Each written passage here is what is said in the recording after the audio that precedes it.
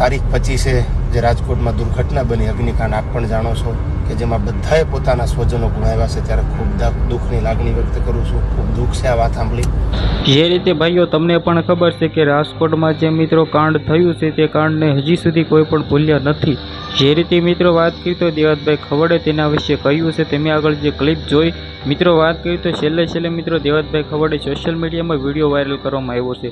તેમાં તેને એવું કહ્યું છે કે મિત્રો જે પણ લોકોના નિધન થયા છે તેને દિવ્ય આત્માને શાંતિ આપે. જ્યાં મિત્રો તમને બધા લોકોને ખબર છે કે કરીબ 25 તારીખે જે ઘટના બની છે તે ઘટના મિત્રો કોણ નહીં ભૂલી શકે, કારણ કે મિત્રો એક સાથે 28 લોકોના જે નિર્દોષ લોકોના જીવ ગયા છે મિત્રો આખા ગુજરાતમાં તબાહી મચાવી દીધી છે.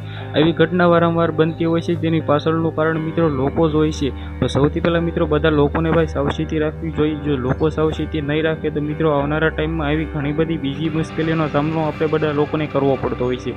સૌથી પહેલાં મિત્રો કમેન્ટમાં કોમેન્ટથી લખો અને બિલકુલ ભૂલતા નહીં. આપણી ચેનલમાં તમે નવા છો તો લાઇક કરવાનું તો ભાઈ ભૂલવાનું જ નથી, અને સાથે સાથે સબસ્ક્રાઈબ પણ કરી દેજો. જેને પણ પહેલાંથી સબસ્ક્રાઈબ કર્યું છે તેને બેલ આઇકન ઘંટડી ઓલ પર સિલેક્ટ કરી લેજો, કારણ કે મિત્રો જેવા જ સૌથી પહેલાં ન્યૂઝ આવે, જેવા જ સૌથી પહેલાં સોશિયલ મીડિયામાં વિડીયો વાયરલ થાય તે સૌથી પહેલાં હું તમને બધા લોકોને જણાવી શકું છું.